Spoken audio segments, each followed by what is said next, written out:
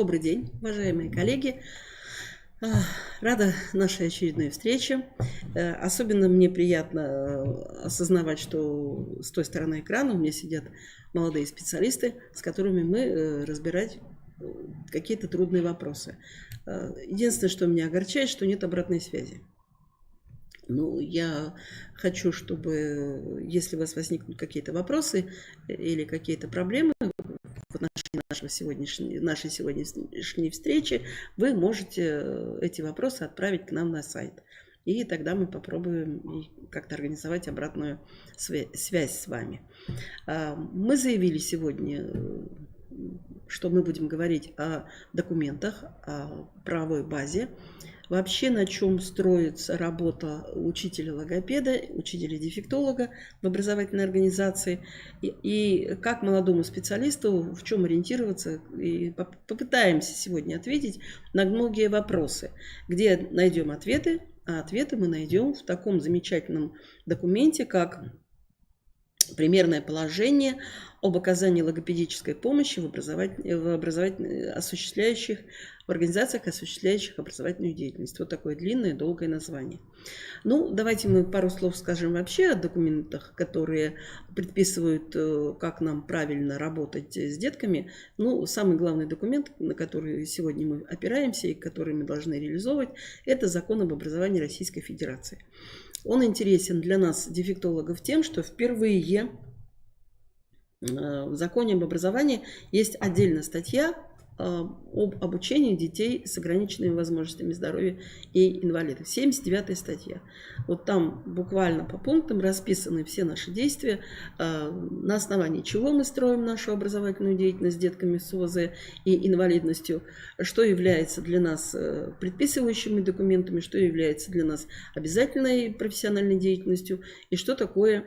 Самое главное, что там перечислено, особые образовательные условия, которые мы должны организовать, которые мы должны реализовывать, когда мы идем на работу с детками с ОВЗ и инвалидностью.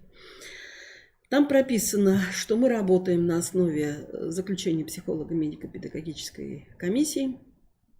Вот это главный документ, который мы должны выполнять. Что еще нам интересно?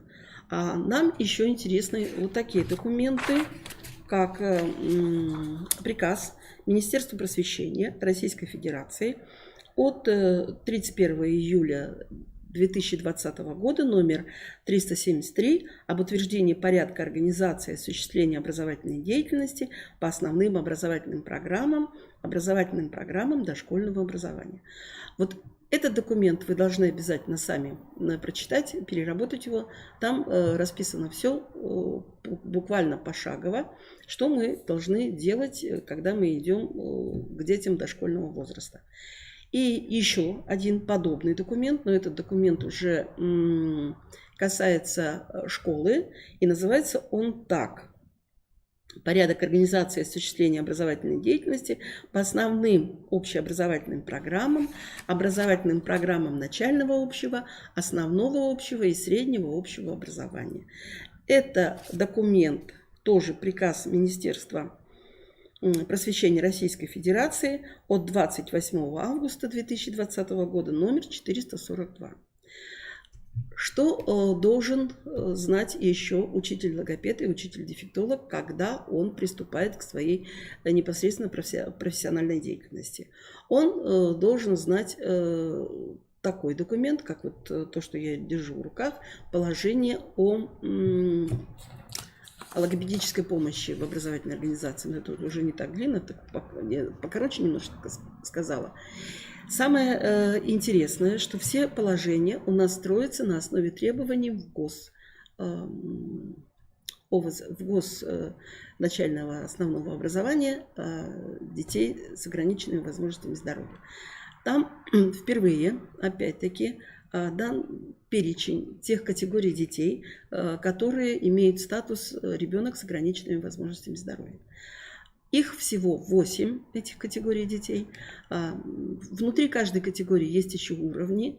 Есть категории, где 4 уровня, 1, 2, 3, 4 уровень. Есть категории, где 3 уровня. И есть категории, где всего 2 уровня. Такие категории для детей с тяжелыми нарушениями речи и для детей с задержкой психического развития. Там всего 2 уровня. Я думаю, что все видели этот документ, все знакомились с этим документом. Опять, нам очень важно знать, потому что там представлены примерные, адаптированные основные образовательные программы для детей разных нозологических групп. Вот на сегодняшний день учитель-логопед может работать практически со всеми названными там категориями. Мы не знаем с вами, какой ребенок к нам придет, какая программа у него будет прописана на следующий год, через 2 года, через 5 лет. То есть мы должны знать характеристику и особенности работы. И самое главное, образовательные потребности детей каждой категории представлены в ГОС. Ну и, вы знаете, очень часто звучит такая фраза, когда молодой специалист, он говорит, я не знаю, с чего начать. А начать нужно вот как раз с изучения документов, с изучением законов, с изучением правовых актов и локальных актов, которые сегодня существуют в том образовательном учреждении, в которое вы пришли работать. Естественно, если вы работаете в коммерческой организации, если вы работаете индивидуально, то вы не руководствуетесь вот этими конкретными документами.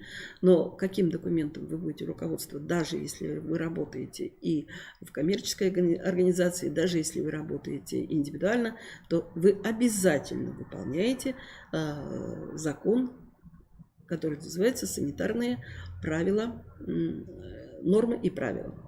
На сегодня санитарные нормы и правила вышли новые. Они начали действовать с 1 января 2021 года. И вот если мы с вами хотим работать по закону и по правилу, значит, мы должны эти санитарные правила в отношении нашей деятельности выучить и выполнять. Мы немного сегодня коснемся и этого законодательного акта, и конкретно, что предписывает нам этот документ, мы обговорим. Итак, с чего начать? Вот я вам сказала, те основные документы, которые вы должны знать. Закон об образовании, в ГОС ОВЗ, положение о логопедической помощи, положение о психолого-педагогическом консилиуме, санитарные нормы и правила, порядок организации образовательной деятельности в дошкольных учреждениях или в общеобразовательных школах. И вот это первый шаг, который вы должны сделать. Самое первое, знание этих законов защитит в первую очередь вас. Когда вы прочитали законодательный акт или локальный акт, изучили его, то вы всегда можете дать любой мотивированный ответ на те претензии, которые будут к вам. Ну, все бывает в нашей практике. Мы с вами работаем с очень сложной категорией детей. Мы с вами работаем с очень сложной категорией родителей. И, естественно, когда к нам предъявляются какие-то претензии, мы с вами должны совершенно четко, мотивированно и по закону дать ответ любому родителю или законному представителю. Почему мы выполняем свои профессиональные действия тем или иным образом.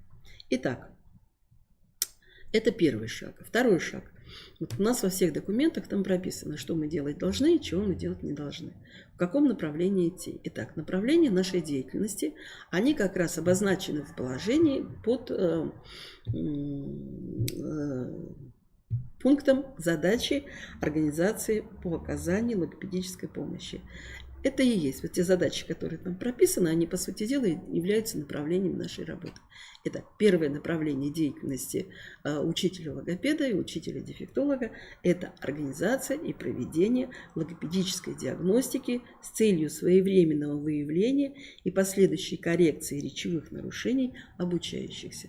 Вот давайте пару слов скажем о том, что такое диагностическое обследование. Во-первых, диагностика – это один из ведущих принципов работы дефектолога. Мы вообще не имеем права работать с ребенком, если мы не провели диагностического обследования. То есть вот нам показалось, что вот у него какие-то проблемы, ну и будем работать. Вот мне нравится работать в направлении того, что я занимаюсь только лексико-грамматическими категориями, я и буду так работать с этим ребенком. Уважаемые молодые коллеги, нет. Вначале мы с вами проводим диагностику. Итак, по положению, с которым мы сегодня с вами знакомимся, диагностическое логопедическое обследование проводится не реже 2 раз в год. Это начало года и конец. Получается сентябрь и май месяц. Диагностическое обследование, на диагностическое обследование нам с вами определяется время не менее 15 дней. Более, пожалуйста. Но это опять-таки должно быть указано в локальном акте о диагностическом обследовании. Итак, диагностическое обследование. Как мы его проводим и с кем мы проводим диагностическое обследование. Вот как только начался сентябрь, мы с вами проводим срезовое обследование всех детей, которые поступили в этом году в образовательное учреждение. Давайте еще раз мы остановимся. Мы сейчас говорим об образовательных организациях, которые имеют лицензию на образовательную деятельность. Естественно, то, что касается коммерческих организаций, они эти правила, я думаю, не должны выполнять, могут не выполнять их. А если мы с вами пришли в государственное учреждение, в бюджетное учреждение, то вот первое, что мы делаем, мы проводим срезовое диагностическое обследование. Что это такое? Мы обследуем всех детей, которые поступили у нас на 1 сентября. Ну, естественно, это будут дети 1 класса, да? Те, которые пришли в 1 класс. Так, если вы работаете в условиях инклюзивной школы, если вы работаете в условиях интеграции, то у вас могут быть классы, где собраны дети только одной программы. Ну вот, например, у вас в школе общеобразовательная школа, и в школе организовано обучение детей с тяжелыми нарушениями речи. Эти дети обучаются в отдельных коррекционных классах. Это будет одна ситуация. То есть вы их обследуете, это, конечно, обязательно, проводите диагностическое обследование. Это диагностическое обследование проводит тот логопед, который приказом закреплен за этим классом. Но кроме этого, он еще должен принять участие и в срезовом обследовании всех детей, которые поступили в школу. Для чего нам это нужно? Нам это нужно для того, чтобы мы с вами выявили детей, у которых высокие риски нарушения в будущем письменной речи. Если к нам поступил ребенок, он не обучается в специализированном коррекционном классе, и мы с вами определили, что у него есть общее недоразвитие речи или элементы общего недоразвития речи, то значит этот ребенок в группе высокого риска, что у ребенка может быть при освоении письменной речи дисграфия и дислексия. Этого ребенка берем мы на заметку. Дальше. К нам могут прийти дети, которые не идут в специализированные коррекционные классы, но они к нам пришли с заключением по МПК. Ребенку не устанавливается статус ребенок с ОВЗ, но у него в заключении прописано, что он имеет право на получение профессиональной логопедической помощи. Значит, мы должны решать, как мы с этим ребенком будем работать. Это вторая категория детей. Это 42-я статья Закона об образовании. Третья категория детей – это те дети, которые имеют заключение по МПК. У них прописана адаптированная образовательная программа, но они не попали в коррекционный класс. Они могут обучаться, и это решение родителей. Они могут быть интегрированы в класс, где дети осваивают общеобразовательную программу. То есть этот ребенок тоже должен быть обследован. У него точно так же выявляются все его трудности и проблемы. Выявляется уровень нарушения речи. И, естественно, этот ребенок должен обязательно получать логопедическую помощь или дефектологическую помощь, если у него есть заключение по МПК. Кроме того, из всей этой категории детей у нас могут быть дети, которые могут получить заключение рекомендации не психолога медико-педагогической комиссии, а нашего внутреннего психолого-педагогического консилиума. Консилиум тоже сегодня имеет право, в общем-то, рекомендовать этому ребенку получать логопедическую помощь. Вот видите, какая большая аудитория, с которой должен работать логопед. И с этой большой аудиторией логопед составляет списки детей с учетом. Первое, что учитывает логопед, это заключение психолога, медика, педагогической комиссии. Есть ли у этого ребенка заключение и право на получение логопедической помощи. Потом в этом списке будут дети, у которых есть рекомендация ППК. Потом в этом списке будут дети, которые мы выявили в результате диагностического обследования, что у них высокий риск формирования или развития нарушений письменной речи. Вот посмотрите, если мы с вами такой список составили, и у нас есть обязательно дети, которым рекомендовано логопедическое занятие, но родители никак не идут на психолого-педагогическую комиссию, мы не можем их замотивировать, чтобы ребенок прошел освидетельствование. Вот ваш логопедический список тоже может быть мотивацией к их дальнейшим действиям. Вы объясняете, что в первую очередь на логопедические занятия зачисляются дети, имеющие заключение психолога, медика, педагогической комиссии.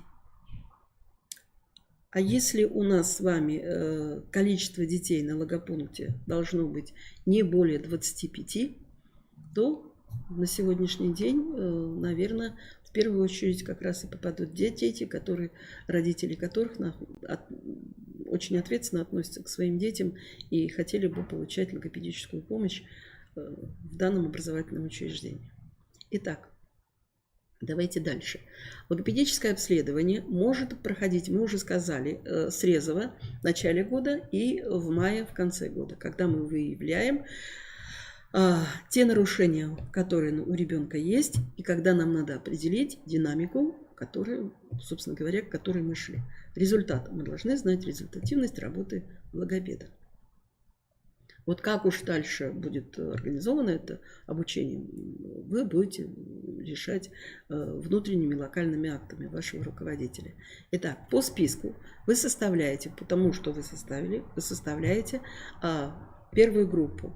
Потому что у вас в течение года могут быть дети, у которых динамика может идти очень хорошо и результативно. И дети зачисляются на работу с логопедом и отчисляются на протяжении всего года приказом руководителя образовательной организации. Если у вас пришел ребенок в первый класс в марте месяце, он приехал из другого города, он пришел из другой школы, вы точно так же проводите обследование этого ребенка и определяете, нуждается он в логопедической помощи или нет. И если он нуждается, а у вас на логопункте есть свободное место, значит, приказом руководителя этот ребенок зачисляется для работы с логопедом. Так, локальные акты руководитель издает на протяжении всего года. И на зачисление, и на отчисление. При положительной динамике логопед решает, что ребенок не нуждается дальше в логопедической помощи. В любой момент по вашему ходатайству руководитель пишет отчисление. Пункт 2.4 данного положения дает нам обязательства, то есть мы обязаны это выполнять. Вот этот пункт мы просто обязаны выполнять. Первое. Мы получаем разрешение родителей на диагностическое обследование. Письменное разрешение родителей. В приложении вот этого документа заявление родителей на проведение логопедической диагностики, разрешение на проведение логопедической диагностики есть. Родителю мы даем этот документ, он заполняет этот бланк.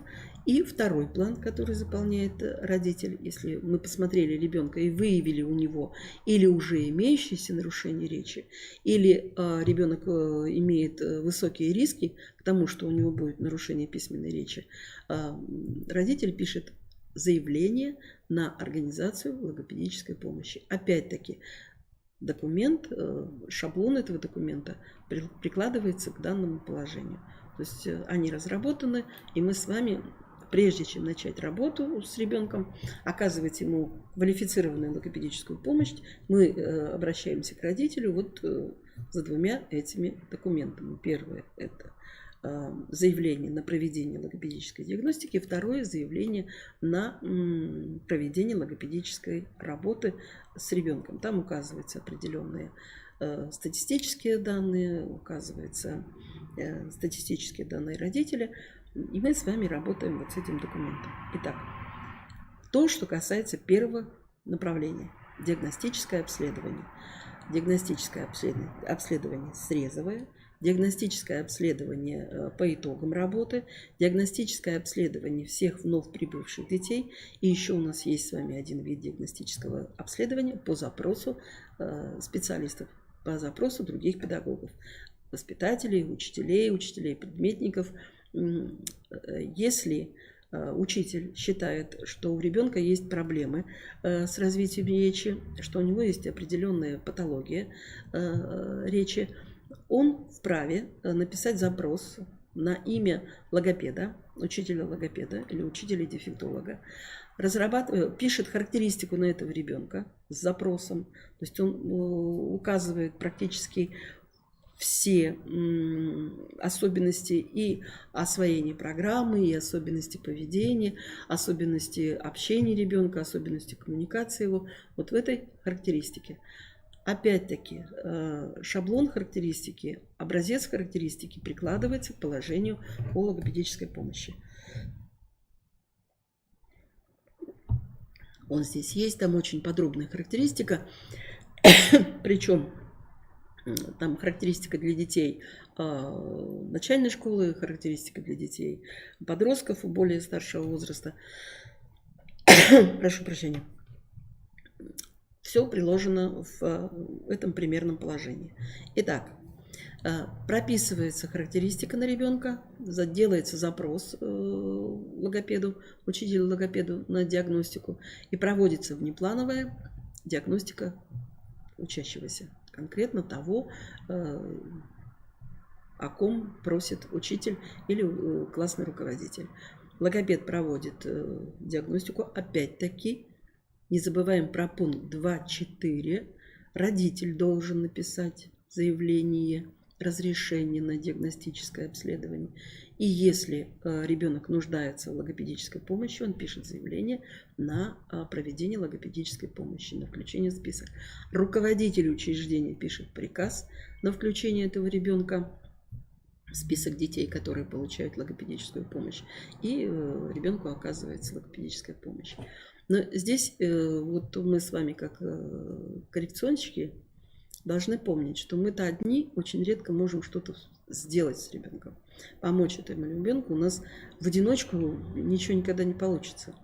Поэтому мы с вами должны построить нашу работу через психолого-педагогический консилиум так, чтобы родитель прошел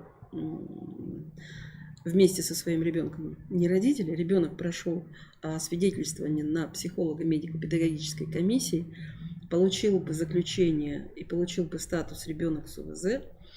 И мы объясняем с вами родителю, что вот в данной ситуации ребенок будет получать логопедическую помощь в первую очередь, чем не все дети, но какое-то количество детей, если такое заключение он нам принесет, то ребенок будет иметь первостепенное право получать логопедическую помощь. Так, давайте пойдем дальше. Мы с вами должны помнить, что бывает разная реакция родителей на наше предложение провести обследование, пройти освидетельствование на ПМПК. Первая причина в том, что родители очень боятся. Если мы отправляем туда ребенка, значит, мы считаем его, простите, что у ребенка есть нарушение познавательной сферы. Мы должны объяснить, что это не так. Что ребенка никто не собирается выводить ни в какую другую специальную школу или обучать его по специальной программе. Что нам нужно в первую очередь определить ту программу, которую ребенку будет комфортно осваивать. При освоении той программы другой он будет более успешным. И ребенок в этой ситуации имеет право на психолого-педагогическое сопровождение. То есть все специалисты, которые есть в этом образовательном учреждении, они будут ему, ну, не то что помогать, они будут вместе с ребенком, все вместе реализовывать вот как раз его образовательные потребности. Так. Бывает такая ситуация, когда родитель категорически отказывается пройти освидетельствование или пойти на освидетельствование. Мы начинаем с вами разговаривать с ребенком, с родителем на психолого-педагогическом консилиуме. Мы с вами должны вести разговор только все вместе, разговаривать коллегиально, принимать решения коллегиально. А тем более, дорогие мои молодые специалисты, когда вы подходите к родителям и начинаете им что-то говорить не очень лицеприятное про их ребенка, то я боюсь, что вы получите в первую очередь агрессию ответную, а не желание сотрудничать с вами. Поэтому молодые специалисты должны действовать через ППК, психолого-педагогический консилиум. Пусть на консилиуме все специалисты другие, которые опытные, они будут давать и положительную характеристику, и проблемную ситуацию озвучивать с данным ребенком, а потом уже и логопед, и дефектолог, молодой специалист, мы сегодня разговариваем с молодыми специалистами, он уже потом, в общем, может сказать свое мнение в отношении. И обязательно сказать родителю, что вот у ребенка есть позитивные какие-то черты, ребенок чем-то положительно отличается от других детей. Но ведь каждому родителю необходимо слушать что-то хорошее про своего ребенка, даже если это очень тяжелый случай. Все равно мы хотим все слышать что-то хорошее от специалистов. Ну так, родитель имеет право. Он имеет право отказаться пройти освидетельствование по МПК, но при этом мы просим его дать нам мотивированный отказ. Почему он не идет на комиссию? Почему он не хочет пройти освидетельствование и получить какие-то рекомендации психолога медико-педагогической комиссии? Письменный мотивированный отказ с указанием даты, с подписью. Почему он этого не хочет сделать? Так, по положению. Еще раз, первостепенный, то есть в первую очередь логопедическая помощь оказывается детям, которые прошли освидетельствование на психолого-медико-педагогической комиссии и родители представили нам заключение и рекомендации по оказанию помощи этому ребенку. Так, диагностическое обследование, организация непосредственно работы с этим ребенком. Каким образом мы с вами дальше действуем, чтобы быть в правовом поле? Мы составили списки детей, которые будут получать логопедическую помощь или дефектологическую помощь. Этот список утверждается руководителем учреждения и пишется приказ на тех детей, которые будут получать эту коррекционную помощь. Так, обязательно должно в этом приказе быть указано: или дети посещают специализированный класс, если такой класс есть, или дети посещают класс общеобразовательный на условиях инклюзии, или дети обучаются по общеобразовательной программе, но получают логопедическую помощь по какому конкретному направлению. Это все указывается в приказе руководителя. Дальше учитель-логопед составляет расписание занятий, по которым он будет работать. Расписание занятий вот с теми детьми, которые указаны в приказе. И кроме вот этого общего, консолидированного такого расписания, вы делаете выписки по расписанию занятий для каждого учащегося, с которым вы будете заниматься. Если мы говорим про детские сады, значит, про каждого ребенка, в какую бы группу он ни ходил. Так, каждому родителю вы под подпись представляете расписание логопедических занятий конкретно на его ребенка. Под подпись. То есть, значит, вы пишете 2 экземпляра. Один экземпляр вы отдаете родителю, второй экземпляр подписанный родителей, что он ознакомлен с расписанием логопедических занятий. А раз он поставил подпись, значит, он берет на себя ответственность выполнять это расписание. Но уж о том, что логопед выполняет это расписание, мы даже с вами и говорить не будем. Это только какие-то форс-мажорные обстоятельства могут привести к тому, что мы не выполняем это расписание. Ну или ребенка нет в детском саду или в школе по какой-то причине. Главным образом это бывает по причине болезни. Так. Под подпись родитель подписал, и вы храните. То есть у вас вот 3 документа лежит. Пока 3, мы еще потом добавим. Первое – заявление о проведении логопедической диагностики. Второе – заявление о проведении логопедической работы с этим ребенком. Третье – расписание, подписанное родителем. И это расписание вы представляете на утверждение. Так, простите, тут я маленько перепрыгнула. Вначале вы эти все расписания подписываете руководителям, а потом подписанные даете родителям. Они должны видеть, что это расписание заверено руководителем учреждения. И он знает о расписании работы вашей. Так, начинаем работать, то есть расписание есть. Мы с вами дальше, если вам какая-то нужна уточняющая диагностика, вы проводите в процессе вот этих занятий, вы проводите уточняющую диагностику и заполняете речевую карту ребенка. На каждого ребенка мы составляем с вами речевую карту. Я хочу сказать несколько слов по речевым картам. Речевая карта. Есть определенные требования к речевым картам. Речевая карта должна быть авторская. Мы ее с вами не составляем, мы сами ее не придумываем. На сегодняшний день у авторов, которые у нас серьезно занимаются, на уровне науки занимаются логопедией в нашей стране, практически у всех авторов есть речевые карты. И еще я бы хотела вот немножко предостеречь вас от таких вещей. Когда вы работаете с детьми с тяжелыми нарушениями речи, то вы и обследование проводите детей по методикам для детей с тяжелыми нарушениями речи. Если вы работаете с детьми с задержкой психического развития, то и диагностическое обследование вы проводите для детей с задержкой психического развития. Но в моей практике такая ситуация была, когда детей с тяжелыми нарушениями речи диагностировали по методикам с задержкой психического развития. Уважаемые молодые коллеги, это делать категорически нельзя. Это некорректно. И результаты вашего обследования, естественно, будут некорректны. Ребенка с задержкой психического развития очень часто диагностируют совершенно по другим направлениям, чем ребенка с задержкой психического развития, с тяжелыми нарушениями речи. Будьте, пожалуйста, профессиональны и не делайте таких вещей. Это серьезно. Потому что результаты, которые вы получите, будут некорректными. А самое главное, вы не сможете продиагностировать ребенка по рекомендациям для детей с задержкой психического развития. Вы потом не сможете сделать компетентное, совершенно корректное логопедическое заключение. У вас не будет такой возможности.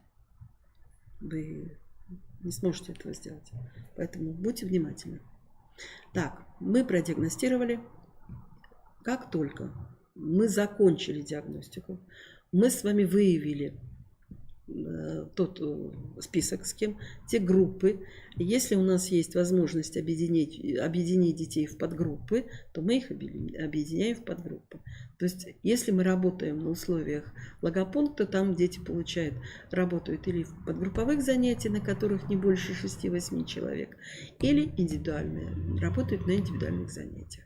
Если мы работаем с вами в специализированной группе или специализированном классе для детей с тяжелыми нарушениями речи, тогда мы можем с вами работать индивидуально с каждым ребенком, мы можем работать фронтально со всем классом, или мы можем работать в подгруппах. Мы объединяем детей в подгруппы с одинаковыми речевыми нарушениями, и тогда у нас с вами просто-напросто будет больше возможности задействовать детей чаще.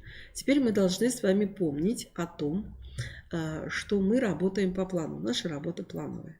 Значит, мы, получив вот эти все данные, логопед разрабатывает для себя программу. образовательную программу или ту рабочую программу, по которой он будет работать на протяжении года, что обязательно должно соответствовать нормам закона. Мы обязательно должны строить эту программу по структуре. У нас есть во ВГОСах, в каждом ВГОС есть структура образовательной программы. И структура в ГОС УВЗ, там тоже такая структура есть. И наша рабочая программа, естественно, должна строиться вот в соответствии с требованием к структуре. Требований к содержанию у нас сегодня нет. Требований к содержанию почему нет? Потому что вы только знаете ваши условия. Это вы посмотрели ваших детей. Вы выявили какие-то общие проблемы, по которым вы будете работать с детьми, и индивидуальные проблемы каждого ребенка. Поэтому ваша рабочая программа будет строиться, содержание вы будете строить по результатам диагностики. Дальше вы обязательно строите свою рабочую программу с учетом рекомендаций, заключений ПМПК, комиссии, которые дети имеют. И обязательно строите по рекомендациям психолого-педагогического консилиума вашей образовательной организации. Вот содержание строится из этого. Естественно, есть какие-то контрольные вещи, которые ваша администрация может посмотреть и содержание, и какие-то рекомендации, но вы разрабатываете индивидуальную рабочую программу сами. Как молодые специалисты, конечно, может быть, это не всегда сразу получается. Тут надо обращаться в методическую службу вашей образовательной организации, к вашим более опытным коллегам и получить консультацию еще и в других организациях. Так, вот мы с вами посмотрели, то есть организация коррекционных занятий. Это второе направление вашей работы. Третье направление вашей работы – это консультативная деятельность. Консультативная деятельность заключается в том, что вы консультируете всех участников образовательного процесса. А у нас участников образовательного процесса мы очень часто и очень много называем. Это педагоги, это родители или законные представители, или это сами обучающиеся, или воспитанники дошкольных образовательных. Вот как их можно консультировать, я, правда, с трудом понимаю, но вот консультативная деятельность наша строится со всеми этими категориями. Итак, консультации мы с вами можем проводить сами. Может быть запрос на нашу консультацию. Мы можем выйти с консультацией такой коллективной на родительское собрание, где мы проконсультируем родителей, как они должны организовывать логопедические занятия по заданию логопеда дома.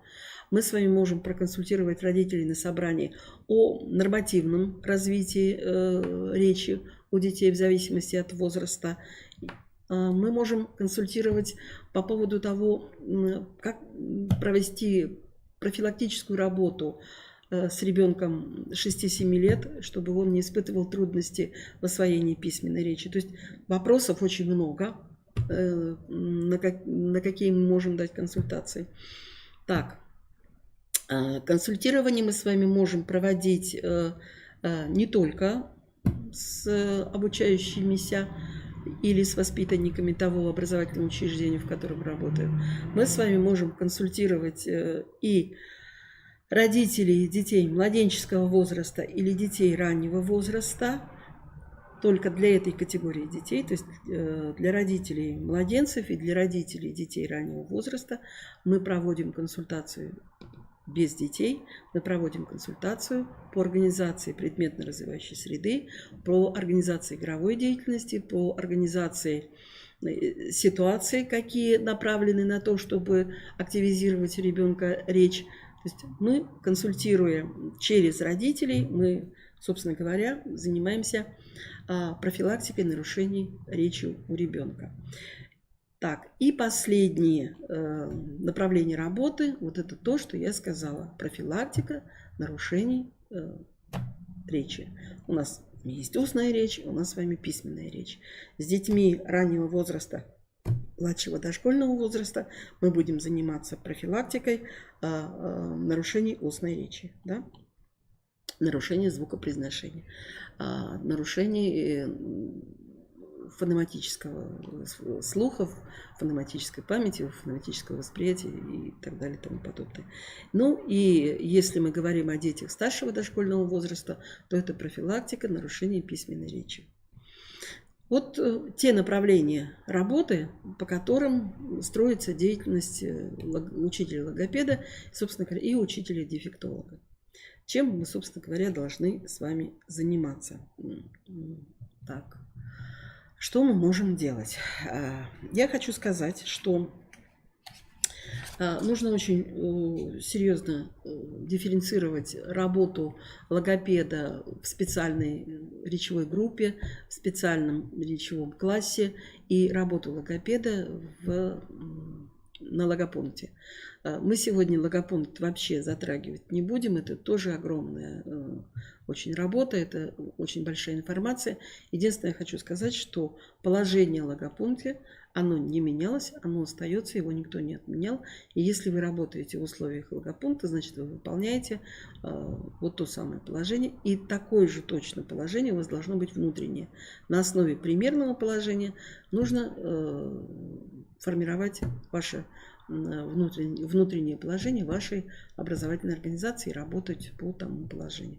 Разница, конечно, серьезная. На логопункте там у нас с вами детей не более 25 на логопункте, да, одномоментно занимаются, тогда как в классе и в группе не более 12 человек.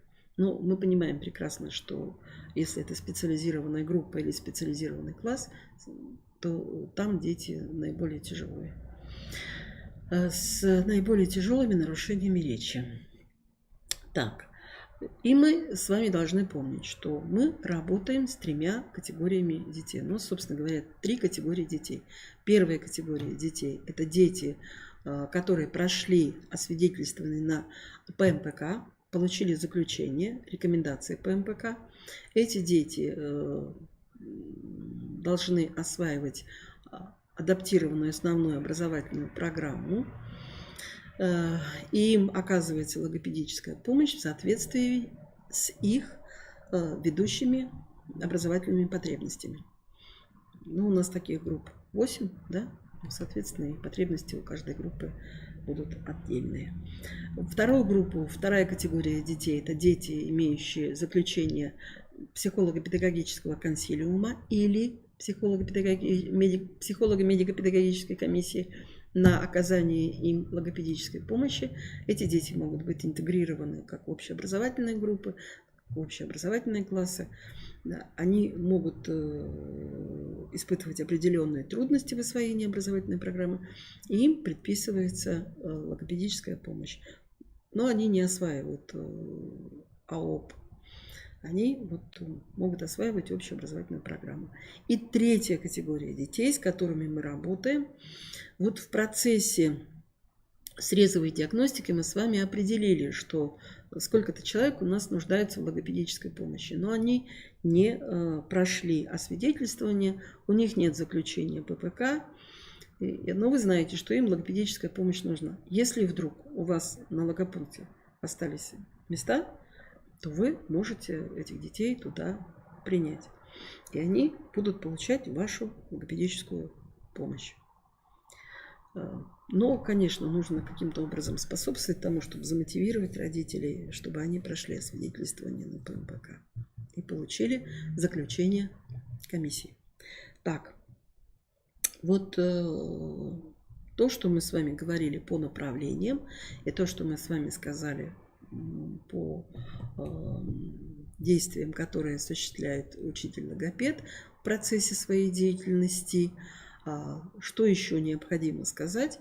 Необходимо сказать о том, что если мы работаем в условиях логопедического пункта, и у нас дети, которые, собственно, они, это тоже, конечно, нарушение речи, но они не относятся к тяжелым, сильно тяжелым, то для этих детей кратность посещения логопедических занятий определены положением не менее 2 раз в неделю.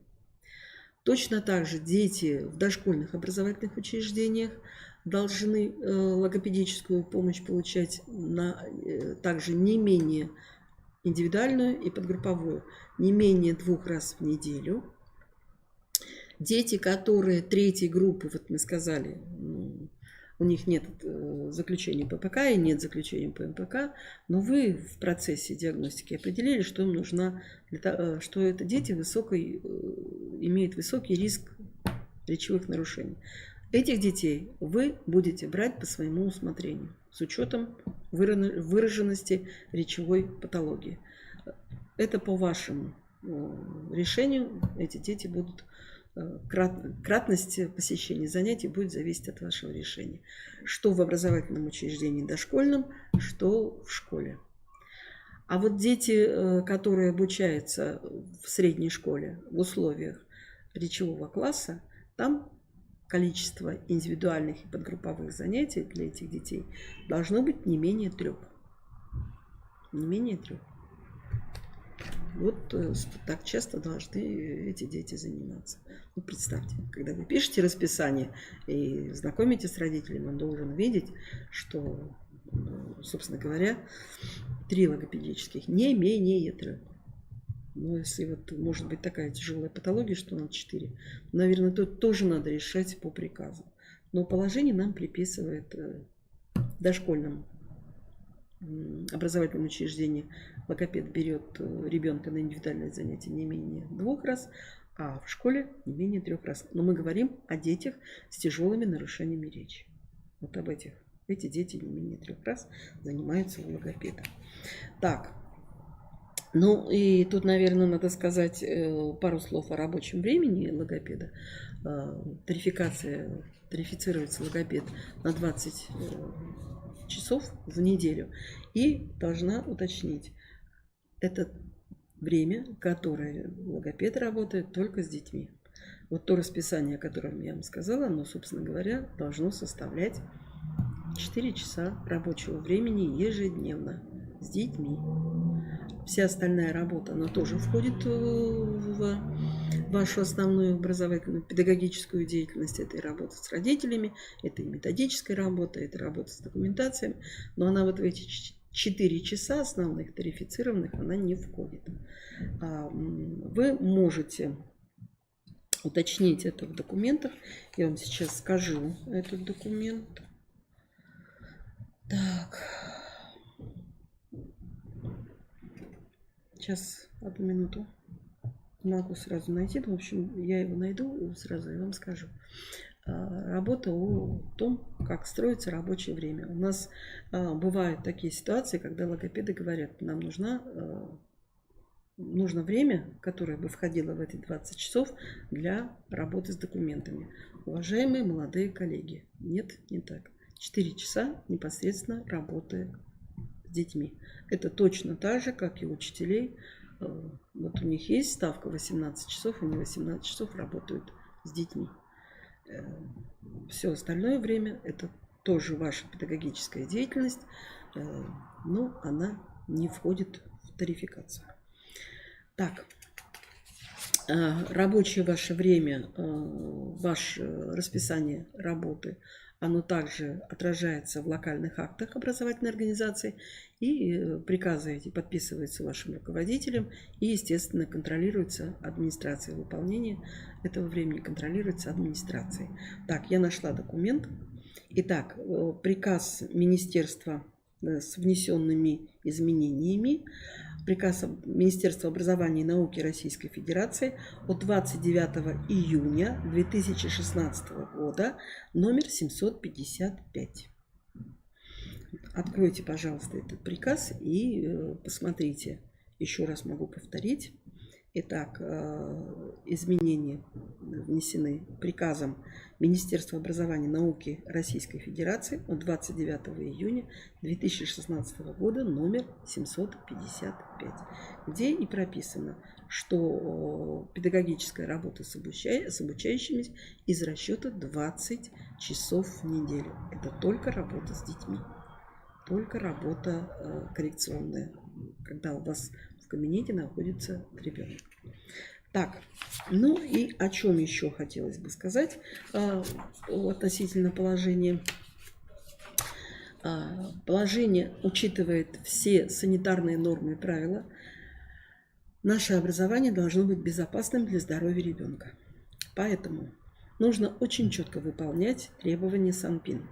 Я вам уже говорила, что новые Санпины введены 1 января 2021 года, в которых прописано очень много информации и много нормативов. Правда, нужно быть внимательным. В законе есть статьи, которые носят рекомендательный характер, а есть статьи, которые обязательны к исполнению.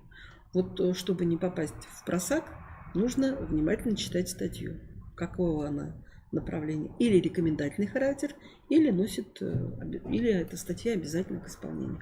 Ну, мы с вами сейчас говорим о продолжительности логопедических занятий. Они также определяются санитарно-эпидемиологическими требованиями, и я вам просто сейчас зачитаю. Так, для детей от 1,5 до 3 лет занятие должно быть не более 10 минут. Для детей 3-4-летнего возраста занятие логопедическое не более 15 минут. Для детей 4-5 лет не более 20 минут. Для детей 5-6 лет не более 25 минут. И для детей 6-7 лет не более 30 минут. При этом я хочу еще немножко вам напомнить о том, что между занятиями, то есть вот у вас ребенок позанимался или подгруппа детей позанималась, они уходят, у вас должно быть время, чтобы проветрить помещение. Ну, практически, когда вы провожаете ребенка до его группы, до его класса, а это делаете вы, потому что ребенка отпускать категорически одного из кабинета нельзя. Это должно быть под контролем. И ребенка нужно привести. И опять-таки, ну если у вас, конечно, есть тьютер, это может быть тьютер придет. Если у вас есть ассистент у ребенка, прописан ему ассистент, то ассистент приведет этого ребенка. А так, тут даже спорить не о чем. Таких ставок, кто будет водить ребенка на логопедическое занятие, да, это наше время, но реалии сегодняшнего дня таковы. Итак, у вас 10 минут. Это опять-таки требование, что между занятиями, ну понятно, если у вас 10 минут занятий, то 10 минут вы не будете проводить проветривание. И, скорее всего, для детей 1,5-годовалых и 3-летних вы будете проводить занятия там, где привычная обстановка у ребенка. Скорее всего, это будете делать в группе, да? Там, где ребенку все знакомо и, собственно, а если ребенок находится вообще в условиях адаптации, то мы вообще не имеем права выводить его из группы. Он должен находиться в группе. Вот. А у нас такие дети, как дети с расстройством аутистического спектра, у них адаптационный период может длиться и даже не месяц, и даже не полгода, может длиться даже больше года. Поэтому мы должны очень внимательно относиться к ребенку, чтобы решать какие-то проблемы. Самое первое – это забота о здоровье ребенка, о его физическом здоровье, о его психическом здоровье, о его эмоциональном здоровье. Ну и продолжительность логопедических занятий в школе такова. В первом дополнительном и первом классе групповые занятия для детей с нарушениями речи 35-40 минут, индивидуальные 20-40. Со 2 по 11 класс групповые занятия 40-45 минут, индивидуальные 20-45 минут. Так, это для занятий детей в школах. Это я говорю сейчас о коррекционных логопедических занятиях. Так, ну вот, наверное, все, что у нас в положении прописано в отношении деятельности учителя логопеда и учителя дефектолога. Вот такая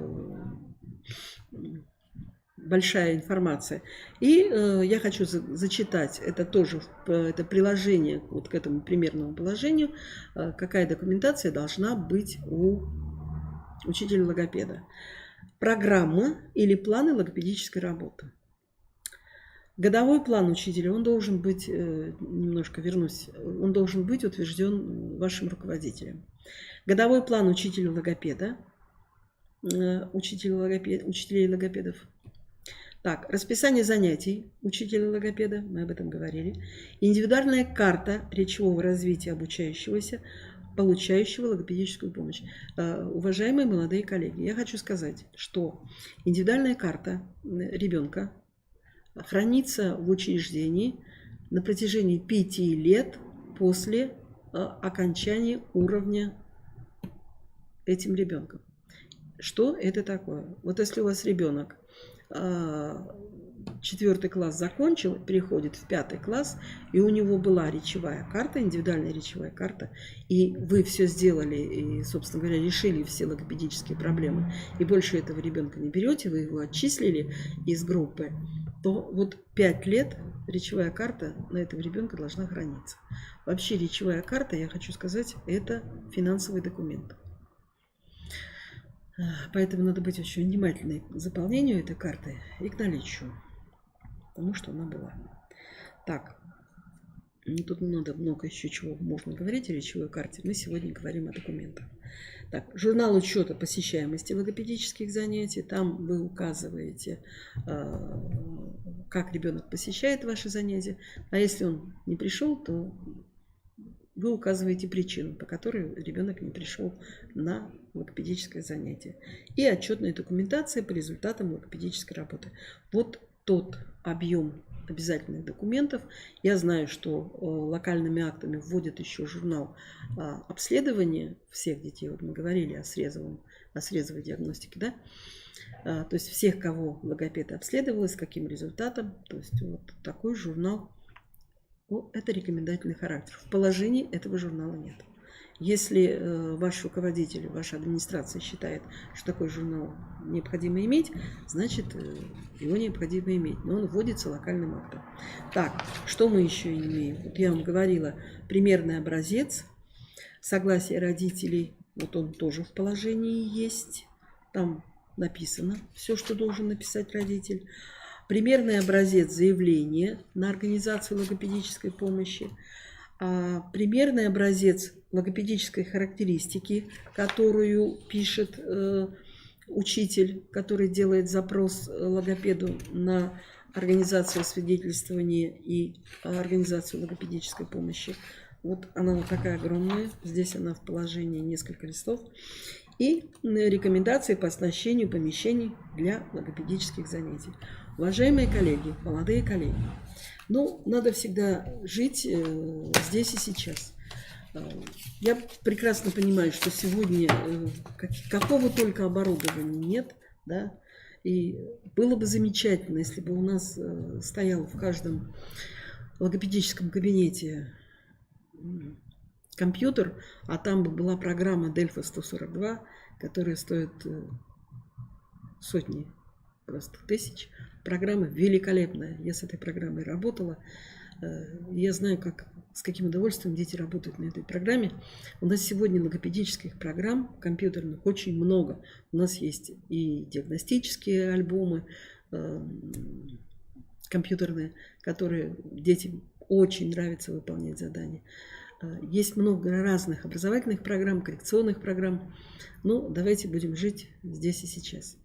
Мы прекрасно понимаем, что очень часто логопедический кабинет в старых школах, его делают в приспособленных помещениях. Это в новых школах там, и в новых детских садах обязательно наличие логопедического кабинета, а то и не одного логопедического, а нескольких логопедических кабинетов.